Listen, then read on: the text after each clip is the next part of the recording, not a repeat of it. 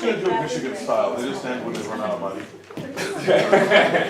But, okay, great, so we don't have class next week, so then on Thursday. Then on next Tuesday, we have one more day of class. We're going to do reviewing and hearing on that day. Okay. And then on Thursday, we have a quiz, right? It's on this chapter and the hearing chapter in the coin. Okay? It's the same format as the big midterm kind of one you took with the identifying muscles and pictures and stuff. There's probably more of that on this test because there's less conceptual things to know. Okay. Just like pterodactyl muscle. Pterodactyl. Yep. Pterodactyl. Pterodactyl. Good. And then, so after that, so a week, 2 weeks from today, we start the health presentations, yeah? Emoji. Okay. Yeah. And we're all clear about making a handout for it, finding sources to talk about, like looking for articles about it. Yeah? What am I doing? I think you're on the. No, I'm not, but thanks. Okay. So there's lots of books in the library that have lots of things about that. They're not in the music section, though. They're in the anatomy, which is like the second floor. Not real. Oh, yeah. Got You'll it. break our perfect record if never have a car. Okay, so we're totally clear about how all that goes. Yeah? Okay. If you're going to do a PowerPoint or something like that, you're in charge of making sure that that works. Okay? It won't work on my computer because I don't have PowerPoint. Got it. But this computer does project things, so you can log on to your student account or whatever and project it from here. Okay. Just so you know. It's got a little pen. Great. Any other questions about the rest of the time? Because after we're done with the health presentations, we just have the ENT guy and the speech pathologist come, and then we're done. And the end of the year party, let's not forget. We don't have an end of the year. What? Can we wear at least like hats to the last presentation? Oh, sure. Okay. I don't wear hats. You can wear hats any day. Vocal physiology should always be a party. Couldn't agree Okay. more. I'll bring fun. Great. And then so the papers, I have your papers if you want them back, so that you can look at how you did at the beginning. Remember? I thought I had mine. I never handed them back to people, Oh, okay. so you have to get them. So remember for the final paper, we are writing about the first paper we wrote at the beginning of the term and talking about what you learned and citing sources for that. Yeah? We're all clear about that? Yeah. Remember, so that paper is for you to understand more about your singing and how this stuff can apply to what you do. So I'm not expecting that you go through and explain every single detail that we talked about in class, but to give me a really well thought out, like kind of capstone to what we talked about, okay? Word up. So that kind of thing. Right. Awesome. Here's the attendance sheet. So, let's talk about the articles we were to read for today. Yeah, did everybody read them?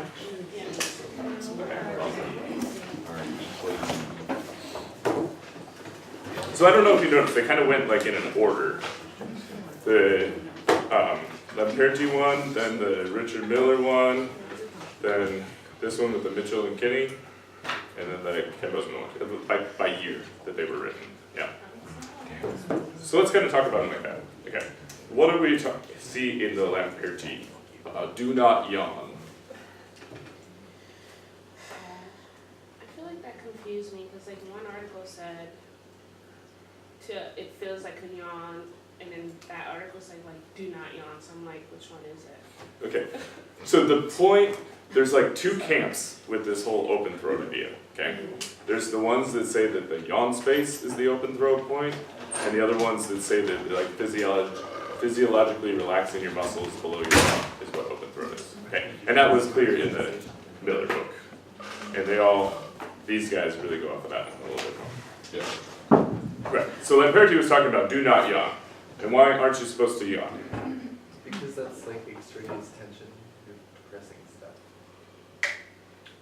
Right. He says, this pleasure continues throughout a song. The satisfaction of yawning soon passes. So he just, it's very Yoda-y, right? But Yeah.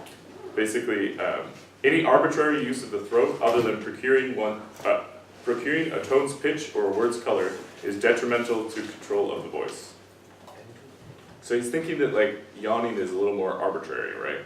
That it's a like Unnecessary. it's an idea that you put on your throat and it ends up causing false tensions. Right. A big part of what they're doing is they're trying to get people to not go ooh. Do you know what I mean? Yeah. Because that can feel like yawning, but it has like that really false covered sound. Nerdle kind of. Right. Yeah. Yeah, I think that word was in that article somewhere. But great. So that was just like the wisdom of Lamperti talking about it. He didn't say a lot about it, right? Because it was all conceptual, like idea-based teaching of singing, right? Yeah. So that was the point of that article. Did we get that, or did not get that? Okay. Cool. So then we have Richard Miller, Yay. granddaddy, right? So these are like all little articles that he wrote in the Nats Journal or something like that. So that's what this came from. It's not from his structured singing book, if you guys have ever read that one. Yeah. What do we have in that article?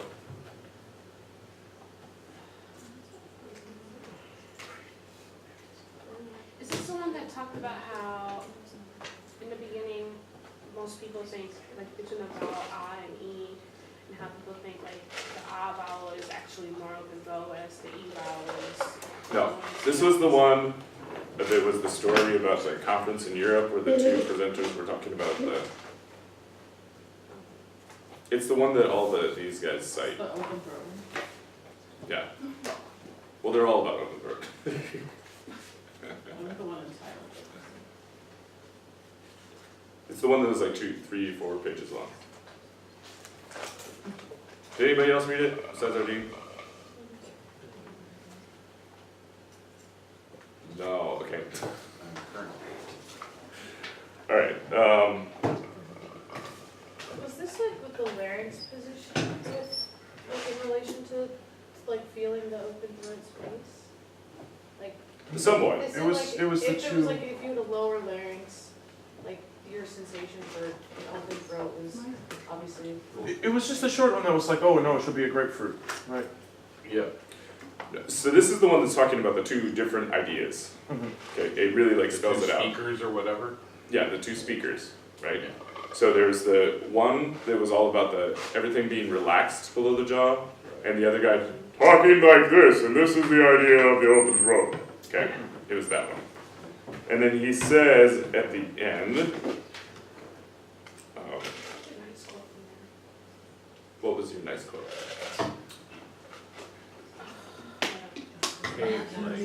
Wait, feel like you have hold a on, grapefruit. hold on. No, yeah, Ian, the second dude talks about the cave The grape. sound. The second dude talks about the grapefruit. Yeah. So basically, the first guy is more about the muscles, right? Relaxing all the muscles, that no muscles like open your throat, right? And the second guy's more like Then this- imagery. Yeah, the second guy is like imagery and talking about, yeah, like the golf ball thing, apple, and the grapefruit, all that Moving stuff. the walls outward, Grapefruit Yeah. is awfully big. Ideas like that. which is, Okay. that's like, I feel like moving the walls outward would raise my larynx. Maybe. But for some people, it might work, Huh. you know. But, so the point was, at the end, he says, No distortion. the musicianly ear of the singer should consider what side effects may result from the vocal tract management recommended by either pedagogy. And then I skip to the end of the paragraph. It says, a good rule might be a sense of openness, yes, a sound of distortion, no. Hmm. Okay, Yeah. That was the quote. yeah, okay. I mean, it is the last sentence. Good, so we don't want to distort our sound with our open throat, but to have the idea of openness will help the production of it, right? Not be closed. Yeah, it closed off. So then the other articles got more into depth about this stuff, okay? So we had this one, which was written in 2008, the Kinney and Mitchell one. So this was the one that went through the female singers with Redente La Calma and the Shazam. Yeah. Okay, awesome. What did we get from that article?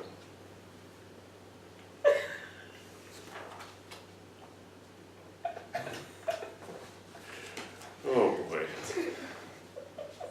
Alright, Well, it mentioned like the connection and like Alexander technique too, which I thought was interesting. this one was more about Alexander technique. The body idea stuff. Oh, we're not talking about that. Yeah, that's the one. No, the one where they all sang the song? This is the one where they all sang the song with optimal resonance and suboptimal Oh. resonance, and then loud suboptimal.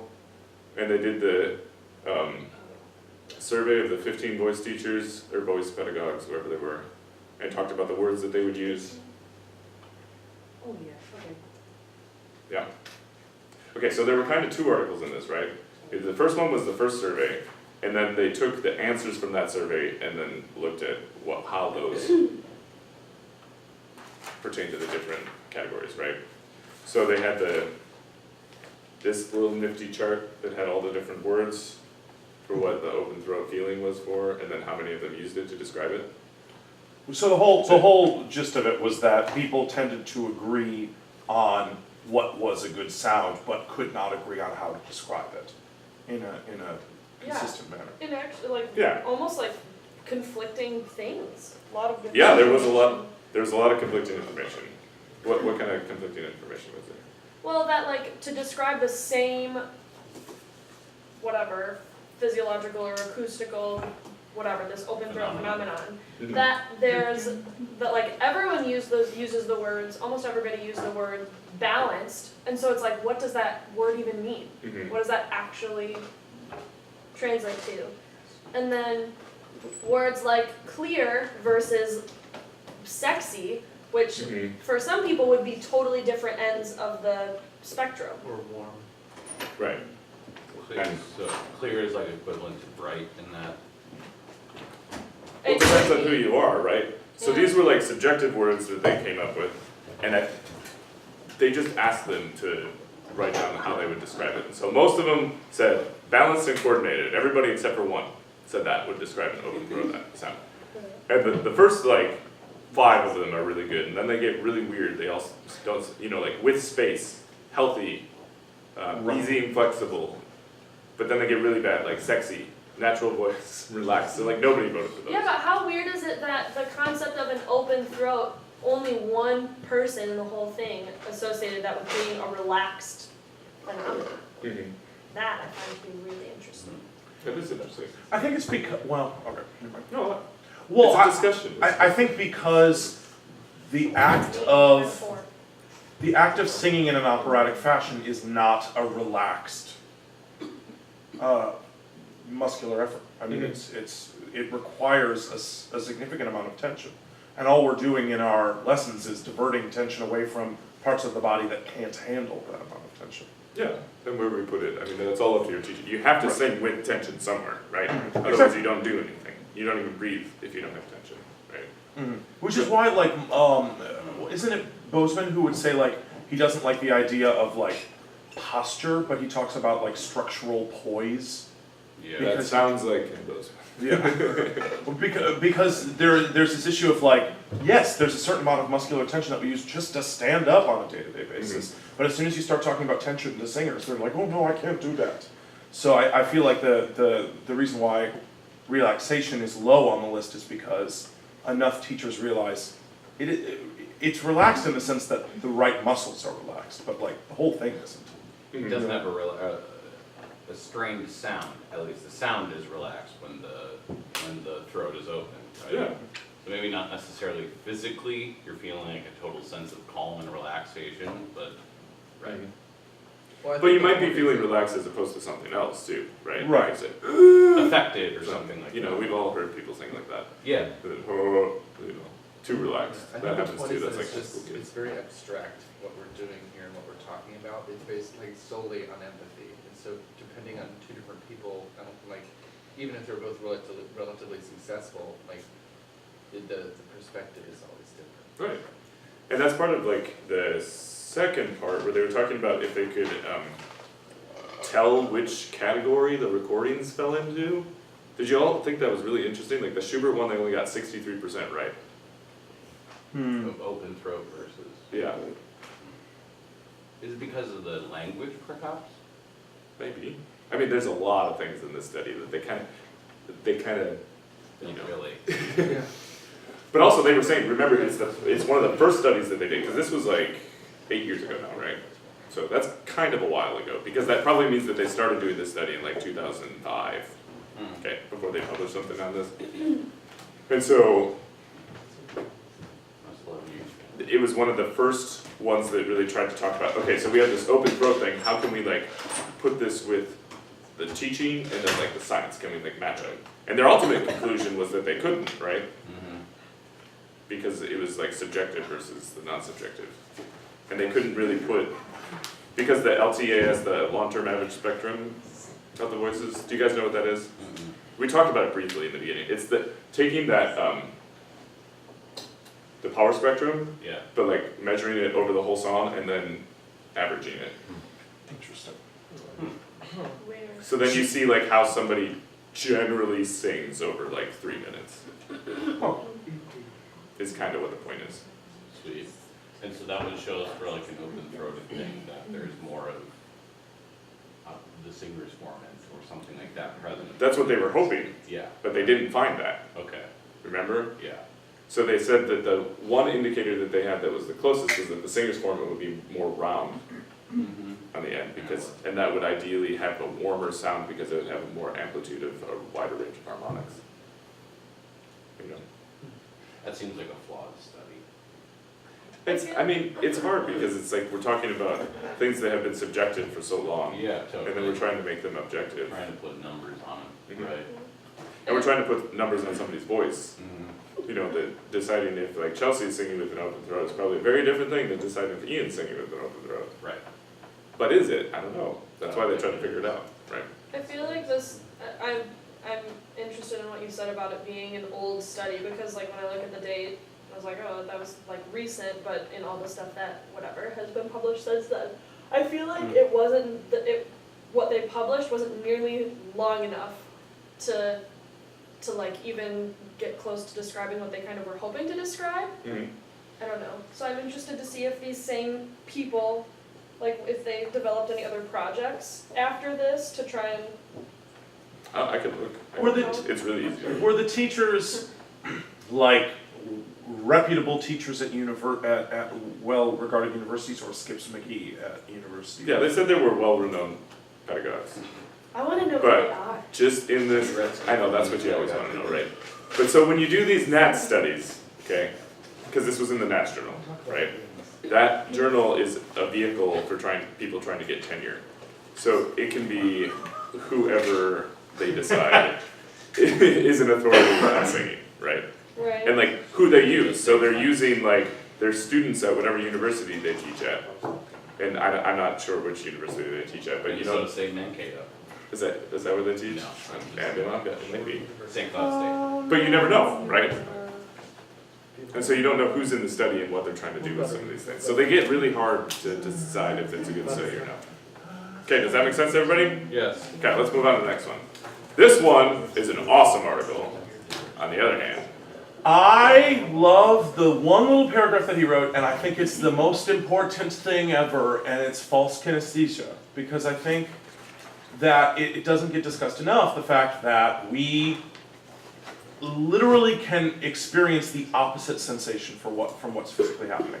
Yeah, The reason why we can't agree on what an open throat feels like is because we don't have that many nerves in our throat. mhm, So we're forced to be like, oh, this yawn sensation feels like an open throat, even though we're feeling stuff that's well in front of our throat mhm, when we feel the sensation of a yawn. absolutely, yeah. So I just think that's really important when it comes to teaching, to realize that like a lot of times people have it not only wrong but exactly backwards. And that's a big part of the reason why we're taking this class, right? Because they very adamantly make it so this is not a pedagogy class, right? I'm not sitting in here talking to you guys about what kind of exercises we can do for like high school freshmen and stuff like that. I mean, like your master's student's gonna go sing opera, it's a different kind of story. But what we're looking at is how the like factual ideas influence what we think about it, you know, so that we can have a more well-rounded idea of what we're doing. Yeah. So in the false kinesthesia, this paragraph, he talks about the E and the A vowel, right? Mhm. And so E is open or closed throat, It's open throat, but we think it's closed but we think it's closed, right? Yeah. Yeah, because that's Just a tongue. good. And then he also talks about where our throat is. Where is it? where our tongue is. Where our throat. In the back. Mm-mm. It is in front of your ear. Oh, yeah. That's crazy. Right. Right. Right, but it's the backmost system of our tube that we Yeah, have going on. But so his point about the kinesthesia is, if we think about having an open throat and we want to feel it back here, Yeah, that's wrong. we're not going to, because that's like our whole spine and everything, all those other muscles back there, and our throat is like up front and very unprotected by all that stuff, you know? So it's very far up. Okay, he also talks about the tongue thing, right? That the tongue connects to your chin rather than down in the back of your throat. Ooh, right. Good. He also had a lot of other really good gems in here. Anybody else got one?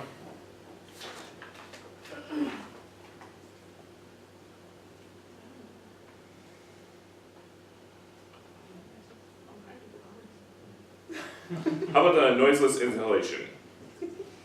I thought about that, cause I think before, every time like I'm inhaling and I hear like and everything, like I'm like, is it because my soft palate is low, or I don't know. Well, what did he say? That I don't know. Okay, so Cooling you at did, the front versus cooling at the back. yep, cooling in the front versus cooling in the back. So what you just did was cooling in the back, right?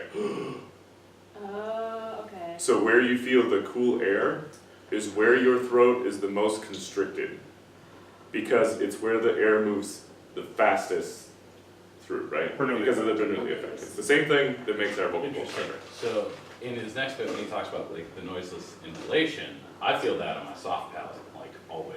Mm-hmm. That would be cooling in the back. Yeah, right, that cool soft breath or cool. But that whatever you wanna call it. technically means that that's the most constricted part of your throat. Well, you could also say that that's because he's got a really high tongue going on. That Tommy does. Yes.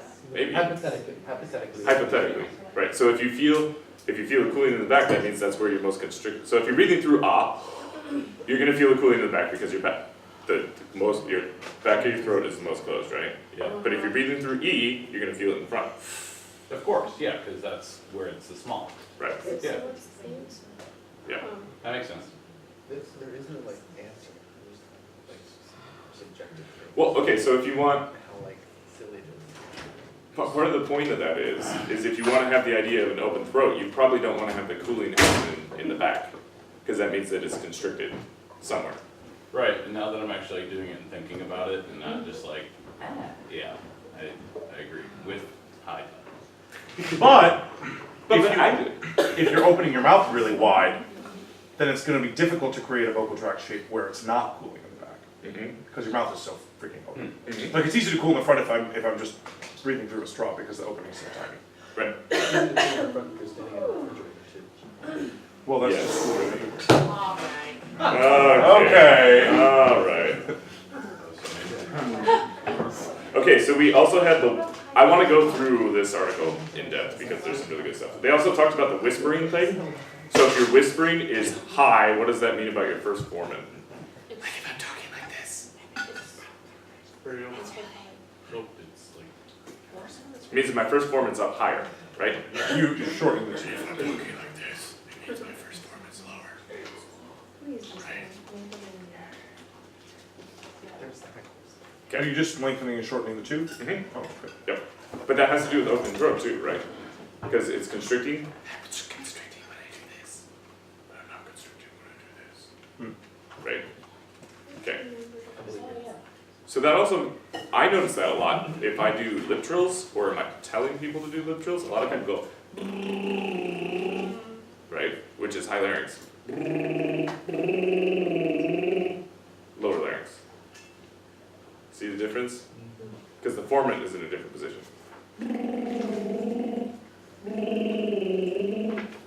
Hear it? Whispering also though is kind of always going to be somewhat constricted because you don't have the vibration of the folds automatically pushing them together. Mm-hmm. So you're always going to have to muscularly keep the cords close but not touching each other, right?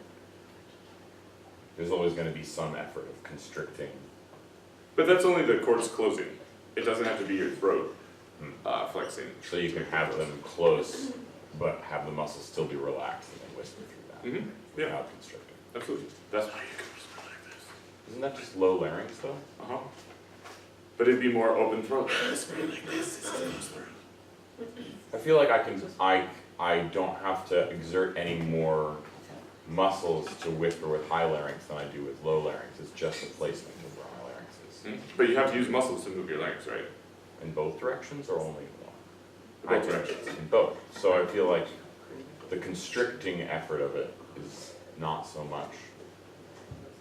I mean, I can, with seemingly no constriction muscles, whisper with a high larynx. And, Yeah, because you can use all the ones attached to your hyoid bone. right. Right. So you're saying though that high larynx or high larynx is more constricted than low larynx whispering? Yeah. But there's more constriction because there's less space back there, right? So if you raise it up, you're gonna have less space. Because it doesn't have just to do with the width of the tube, it has to do with the length also. Alright, Make sense? yes. So if we're talking about the sensation of the open throat idea, it has to do with the length of the tube as well.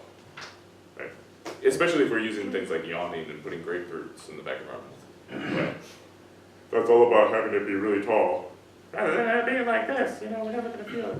But even because he talked a decent amount about body mapping too, but even the image of a grapefruit is an example of terrible body mapping. Thinking that you actually have that much space somewhere. It's probably more like a kumquat, but we're like.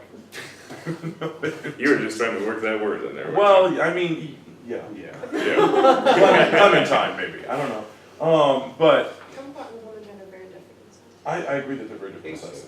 Chris. Yeah. Interesting thing that this made me think of. So the study that you were talking about where all the voice teachers sang the thing and then they saw if there's more singers formants in there. And they all did that with the intention of an open throat, right? No, Some of them did. did not. Okay. Oh, they couldn't tell in the Schubert song whether they could or couldn't. They right? could 63% of the time, which I think is a very low number. Yes. Especially if you're thinking about you're gonna go judge somebody in a competition, and 4 out of the 10 judges think you're singing with an open throat when you were trying not to. Isn't that weird? Not very good. Okay, never mind. Does that make sense though? Yeah, So totally. it's super subjective, and their whole point basically ended up being that our ears are way better at figuring all this stuff out than our machines. So weird. Because I feel like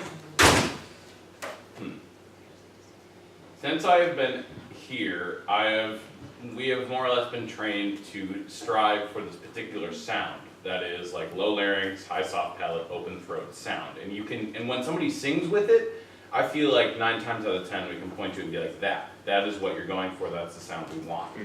So, but 63% of these people can only do it. Okay, there must be. But they were trying to do it worse. You know what I mean? Right, it's just weird because I feel like it's really night and day. When you're doing it correctly, that is the sound you hear. I listen to professional singers and I'm like, dude, this guy's doing it all the time. Or this other person isn't really, and they're still making it work,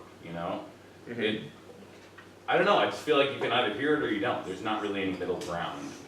That's just a crazy low number, the 63%. Yeah. It's weird. I mean, that probably has to do with who they picked to do it. Well, even so, there But, was I mean- on different scales. One was correct, one was mostly correct, and one was not correct at all in terms of what they thought. One was open throat. Right. They were singing with open throat. One was sub open throat, so they were trying to be constricted, and one was being loud while being sub And so constricted. you said people were having discrepancies on which one of the incorrect options it was. No, it was the correct ones. Oh. Singing is dumb. It's weird. They're even teachers. Yeah, they couldn't tell that it was 53% of the Schubert. So they're eating crap. Judging the suboptimal one, so the worst one. But that was differentiating I it. blame the singer. That means that 47% of them thought that it was optimal or something. Not good Right. at not being. I don't know. I mean, it's hard to judge those kind of things because the best control that they had for it was that they would put the same recordings in there multiple times Right. to make sure that they judged it the same I mean, way. that's legit control. Yeah, but it's still not I 100%. feel like your research methods. I don't know. It's interesting. Weird. Yeah, I it's just thought weird. they'd be cool to read. So It is. It's just interesting, because I feel like maybe it's just me, but when I hear somebody sing, I feel like you either have it or you don't have it, and it's that thing. There's just that sound that is there I don't really know how to quantify it, but like, you know, You're probably talking about a singer's foreman.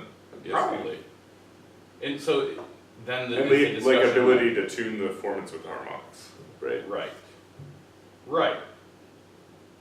So which comes first, the open throat or the singer's foreman? I think As long as they would say that the open throat makes the singer's foreman, right? Right, and that, I think I would agree with that. Because part of it was the convergent resonator thing, which we haven't talked about a lot, because that gets really pedagogical, Okay. is, so this is kind of off the record, right? Yeah. That you're supposed to be more, like, close at the front than in the back. Yes. That it's, so Dr. King talks about it, I don't know if the other teachers talk about it, because I haven't taken lessons with them, but that it's like this idea, Yep. right? Is because if it is wider in the back, you get the singer's foreman cluster packs together and amplifies. Oh.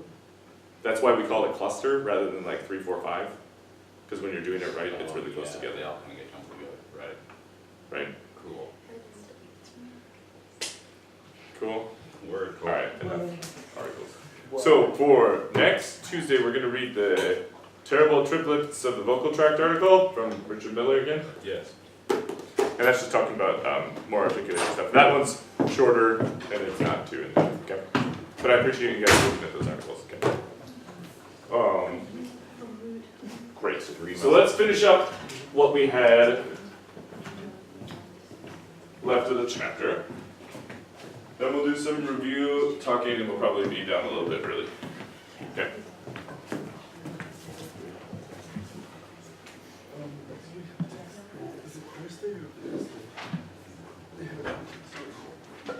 Okay, so remember, we were talking about all the muscles of like the jaw depression, jaw elevation, facial musculature, all that jazz, right? Yes. And the hyoid, jaw elevators, all this stuff. So this chart is in the McCoy book, it's from there, I copied it. It's like awesome, okay? You probably can't see all of it, but it talks about which muscles are connected where. So if we're gonna talk about all of these muscles are interconnected and only one can do a lot of different things, but the best is the combination of using all of them together, right? So say we're gonna try and raise our larynx up, right? We can flex every single one of these and our larynx will go up.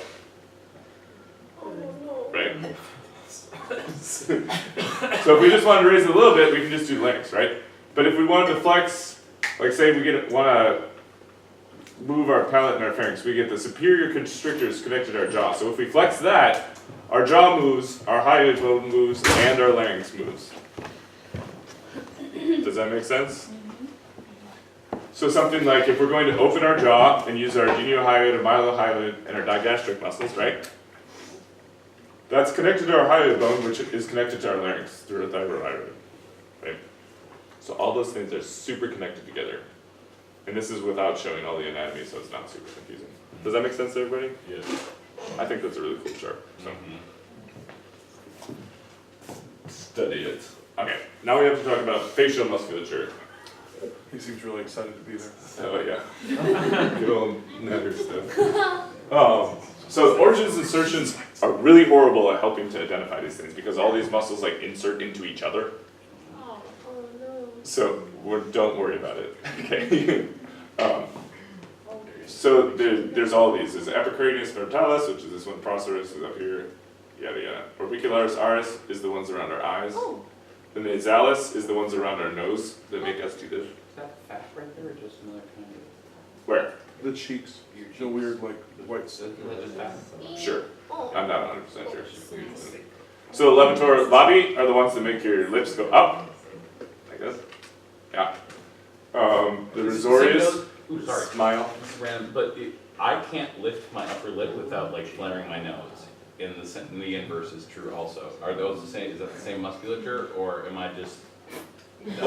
Well, they're right next to each other. Yeah. So you're probably just pulling them both. Okay. You're not broken. Never learned how to do one.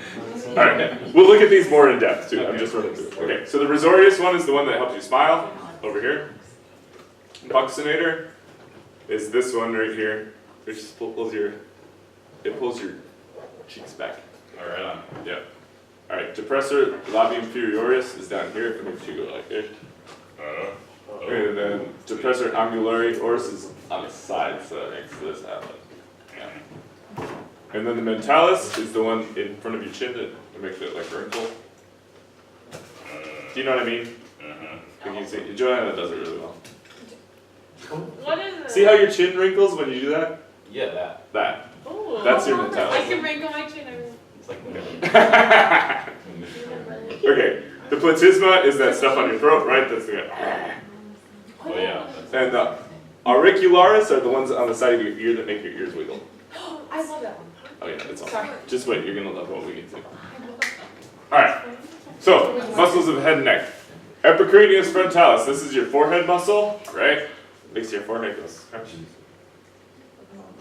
Sorry, I'm I know, it's great, right? But like, look at how complicated all this stuff is. There are so many muscles up here. Whereas like, if you want to flex your bicep, it's only 2. I'm so glad I'm not a doctor. Right. Well, when you're a doctor, you have to know all the nerves and everything too. That's what It's it, yeah. You don't. Okay. The procerus brings your eyebrows together right here, and that's one of the only muscles that doesn't have a pair, right? Is your diaphragm, your procerus. What? Huh? They're an actual pair. It doesn't have a mirror. It doesn't have an antagonist. No, Then it what doesn't have a brings them mirror, apart? right? Because your body is like split down the middle. So there's middle. no that brings your eyebrows apart. Oh, It's that just would the- be- No. Hang on. Not antagonist. There's no. Okay, so you know, like on your arm, you have your bicep does this, your tricep does this. Yeah.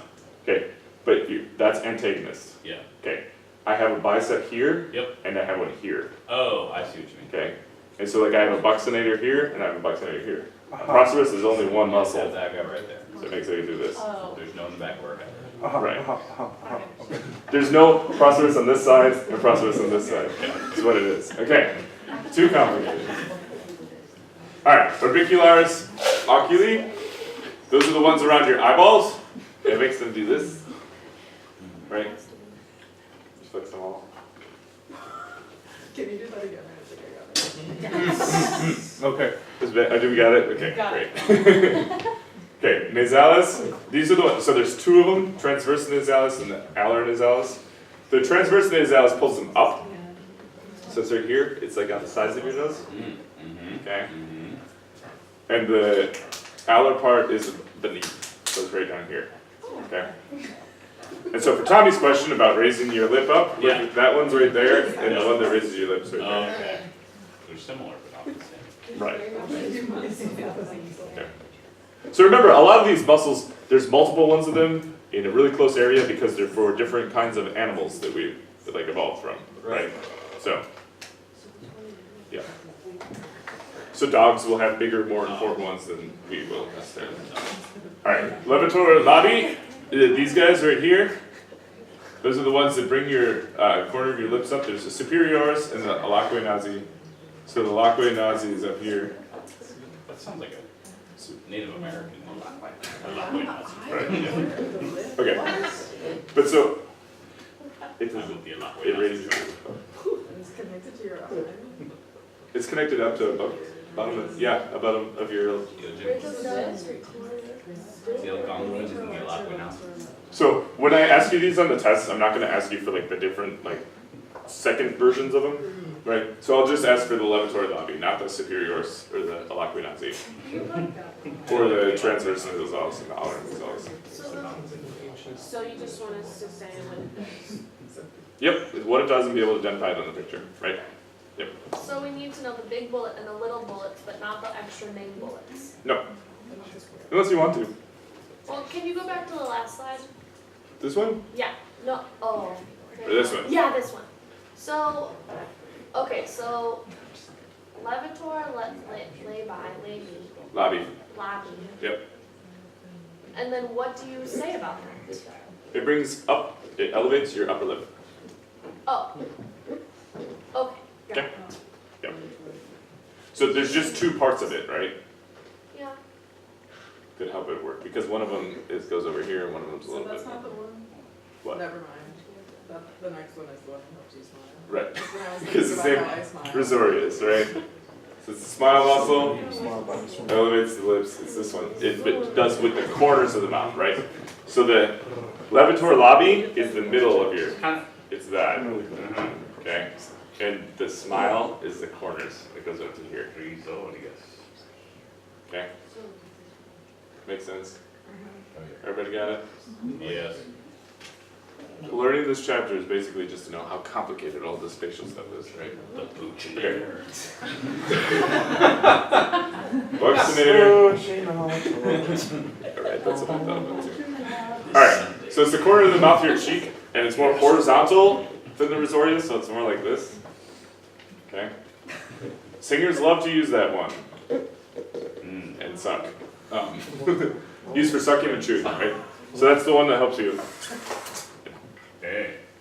Sucking? Oh, it brings So- them together too. You can literally suck. I thought you meant like suck, like they sound bad. Well, and suck bad. Oh, All of you. they suck. That's what I actually meant. But then I was like, hey, actually, I like that. Okay, but, alright, guys. So, remember that these muscles in our face are very visible to us as singers. So we tend to, if we're looking in the mirror, right, and we're wanting to sing something, we tend to adjust all of these to think that we're moving our larynx. And remember how connected all this stuff was? So real. It is so real. No, really. Yeah. So that's part of the reason we're learning all this, right? Okay, depresso labii inferioris, it pulls down the bottom of the lip to pout. To frown? Oh, yeah. Pout. Uh-huh. So it's the one that I was gonna say. it pulls down the wide part, okay? Yeah. There's another one that makes it go like, I don't know. Oh, it's these things. It's the ones that are down here. Yeah. The Buccinator. We gotta change the slide. Oh god. Okay. Depressor angulari oris, that's the one that pushes the sides of the chin down, so that's more of the frown muscle. Okay. Because there's two different ones. Joanna does it better than me. There's down in the front and down in the side. Good Yeah. one, Yep. Chin, good job. Yep. Okay. Then the mentalis is the one that wrinkles the chin in the front that we talked about with Joanna before. You do it when you like. Yeah. Great. Then we have platysma, which is the growl thing around your neck. We already talked about that before, right? Is that the one that gets the flare? Yeah. Yeah. Yes. It helps you do that. Yeah. And the auricularis is the ones on your ears that help you wiggle your ears. Okay? Like this guy. Oh! Oh my! Science. So that's I can't look at anything but the face. We have to look at this object. oh, right. You're awake this morning. I know, you guys are all like wound up. Guess we shouldn't have any more discussions. Okay, so that was all the articulation muscles, okay? We've gone through all of them. So I want to like review some of them a little bit.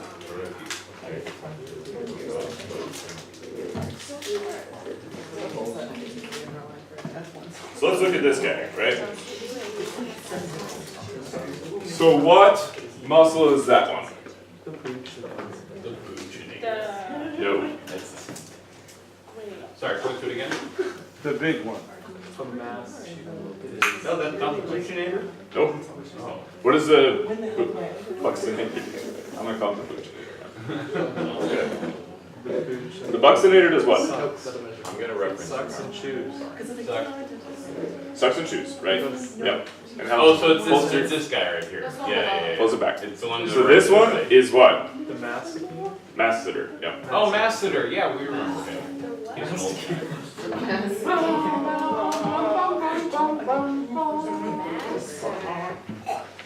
Did I have it? Okay. Oh, mass. All right. Masseter muscle. So then the buccinator is this one. Okay. What's above? What's the one on top of that? Oh. The Risorius one. So that's the one that helps you smile, right? Does the buccinator extend above the? It's buccinator, guys. I just wanna make sure. We can call it boot. Yeah. So what? this is buccinator. Is that how you say it? Buccinator. Buccinator. It's that big, and that, Yeah, it's this one right here. okay, and then that one muscle goes above it. And then Yeah, the Risorius is above it. And it's smaller, right? a lot of people get the buccinator and your masseter confused Yeah. because you can feel like that's the muscle that seems like it does this. But the masseter is much bigger, right? The masseter's in the back of your jaw, right?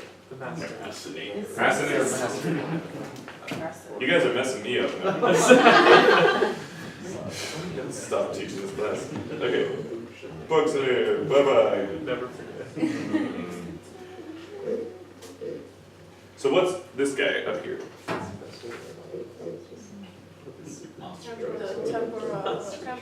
Yep, temporalis, right? Awesome. And that does what with our jaw? But it closes it in a specific way. Snap. Snaps, right?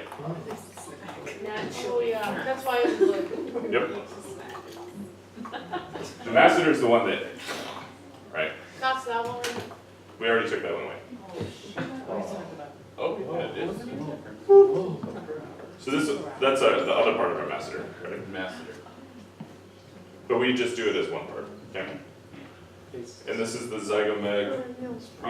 We didn't learn Those those. ones that connect the lips to the eyes really weird me out. I don't like that. Who's Zygos? Okay, Ocular. We did learn the zygomatic. Ocular. That's Skyrim. sorry? Zygomatic? Yeah, that was in the other, remember that's the other study guide. Oh, It's the other note thing though, isn't it? And Oblivion, and Morrowind. Yeah, those are the other notes that are, oh. they're further different, okay. So, Virtual reality, like. great, so we got our lips, yeah? Yes. Orbicularis RS. Big ass lips. Yeah. That's how big they are compared to the rest of your muscles, right? They're really big. Think about how much they protrude and you do all kinds of crazy stuff. Okay. Then we have the ones that ruffle our nose right here. Is that all? Oh, that's like. The nasalis, yeah. Yep. The nasalis is this one. That one. Sorry. You see, okay, so those two are the nasalis. That helps you do that. Okay. Alright. So this is the levator labii. It helps raise your lips. Oh my god, that's one of my favorite too. Because it has the bottom. And then on the bottom, It says soul. that's the depressor labii. And the mentalis ones. So what's the mentalis? It's the one on your chin, it's right here. Oh, it's so small. Yep. Okay, so now let's take away all of this. Oh yeah, this is the TMJ joint, right? Yeah. With the condyle and the ramus is right here. Okay. Goodbye, man. Oh, look at those teeth. Oh, No, I don't like Yank You them have to remove each tooth individually. Just yank them out. Oh, yeah. them. The wisdom teeth or your two back? Oh, I see a tongue. Were they in there? Yeah. Poor guy. Okay, Endures a lot of abuse.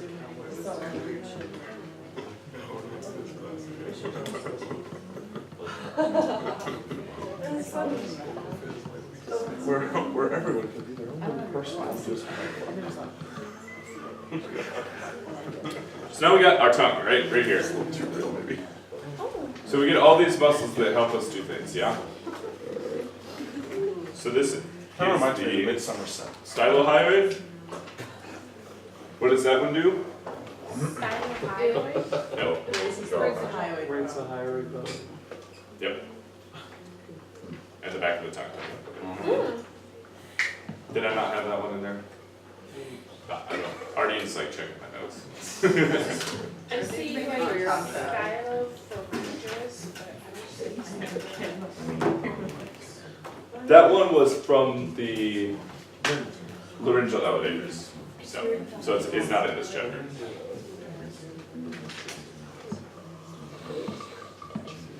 So this is our digastric muscle. Remember, this is double bellies, guys. Two bellies. Down to our hyoid and up to the chin. So if we stick our jaw out really far, forward pulls up our larynx, right? Is that Oh, right? yeah. Yeah, which is Oh, fine. sure. Oh. Great. So we get our hyoglossus down here. Remember, that's the one that's between our tongue and our hyoid bone. Then this is the mylohyoid. That's the floor of our mouth, right? Sit down there.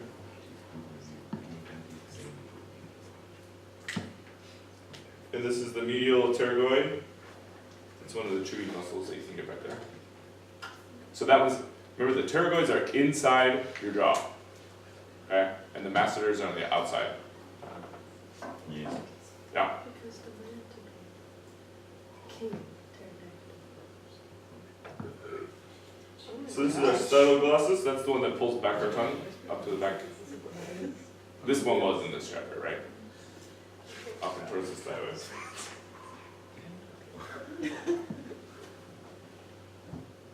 Yeah. And this is the palatoglossus. Palate and tongue. Yep, palate and tongue. Does this help going through these? Yeah. Okay, somewhat. And it's our tongue. Nothing. And that's all. This was the genioglossus. That's the one that pulls it forward, right? Where it's attached.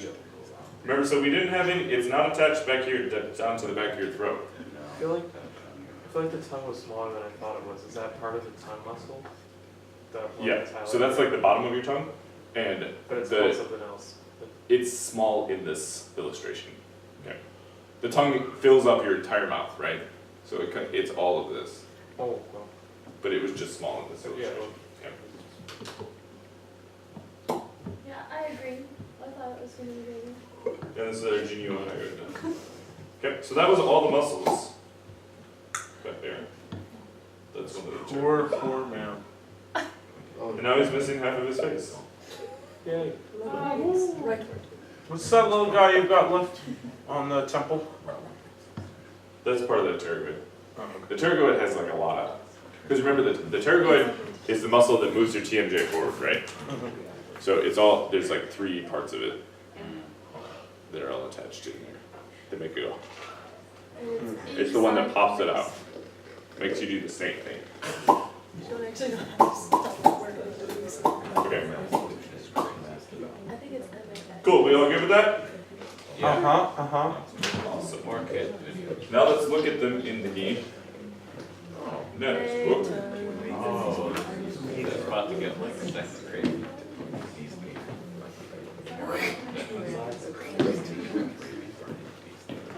Teenagers.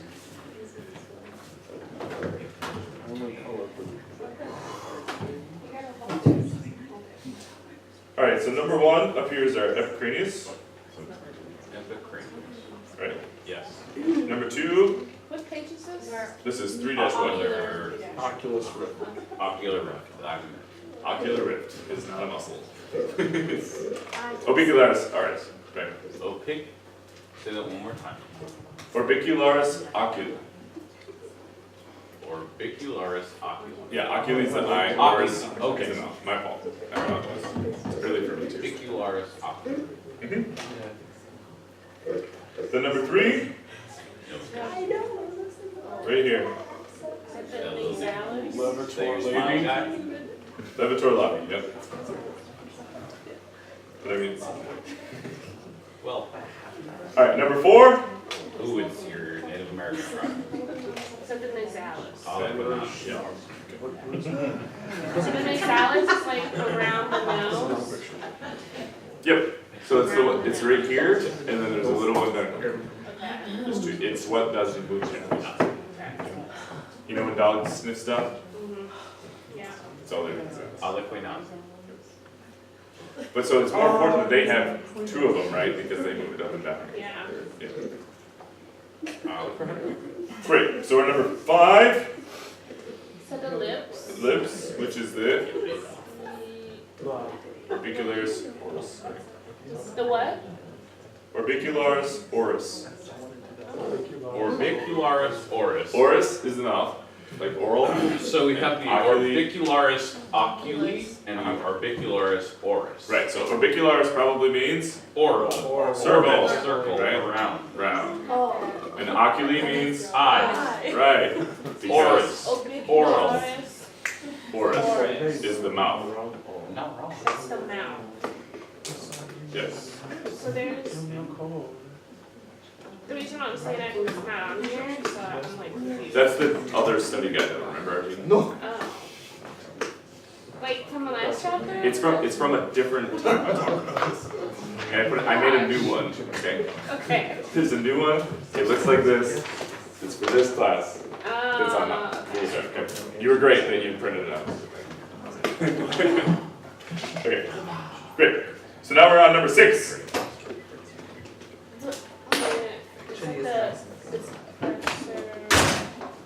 Yeah, depressor anguli oris, right? Yeah. So it's the sides, making front. Depressor.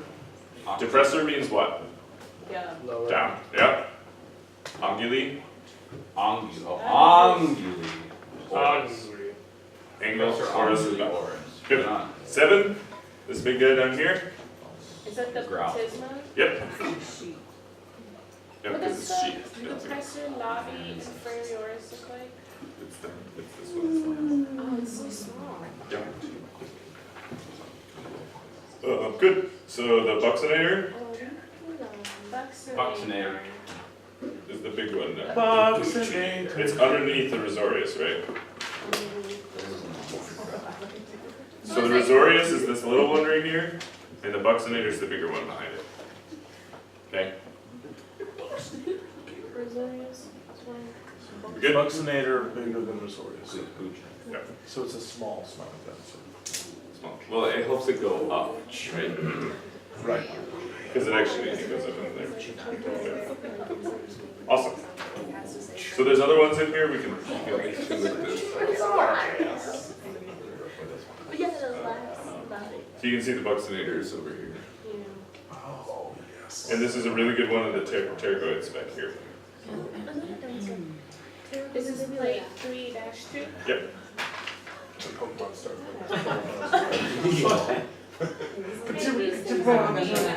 And the master is this one, right? Charmeleon is the long one. Alright, you guys good with that? Yes. Okay, sweet. So we will do more review, but next class, we're gonna talk about that article, the triplets, whatever one, terrifying triplets of the vocal tract. Uh-oh. Is it in the same place on the? It's, yeah, but it's under, Different folder. it's in the other folder, the third one. I don't remember what I called it. I think I called it articulation. Yeah, it is. Okay, and it's shorter, it's not that long. So we'll do that next time, then we'll talk about hearing. If you wanna read the chapter in McCoy, go for it. I don't really think you need to, because he talks about absolutely nothing. So. Well, Cool. there you go. Okay, alright, we good? Yes. Alright, See sweet. good. See you next Tuesday. See you next Tuesday.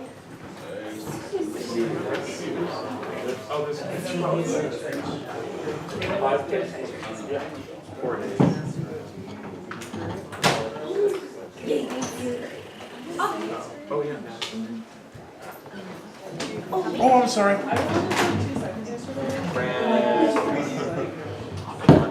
Took me a long time. Are you? Oh, hashtag my life. I'm gonna walk a little bit. You can eat my morning. So just sit down there, another hour. I haven't eaten that. Buccinate. La mia birra. Thank you, Ian. Yep. These Really folders. good. Look at them. There hasn't been a single person that I.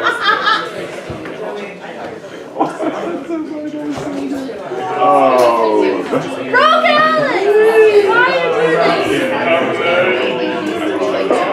You know what's hilarious about it is that like the few times when that happens are invariably the shittier jokes.